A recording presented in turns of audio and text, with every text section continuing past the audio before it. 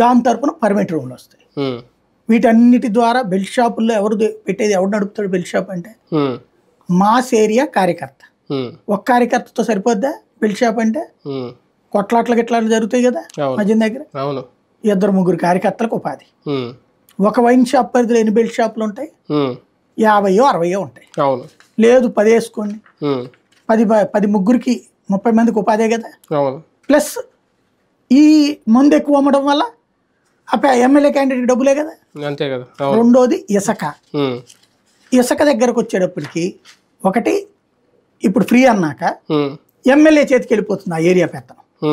ఇందులో ఒక వాటా, ఒక 50% షేర్, 50% 60% బాబు గారి దగ్గరికి వెళ్ళుద్ది.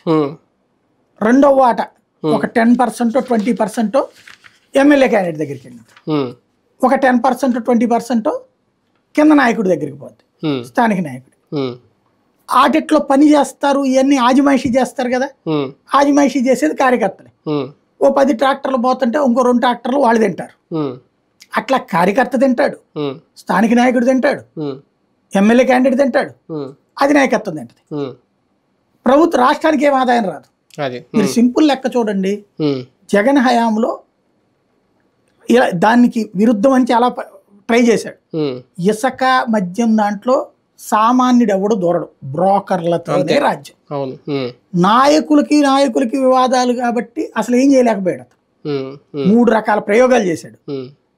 చెడగొట్టింది కూడా మళ్ళీ నాయకులే అటు నా ప్రయోగాలు.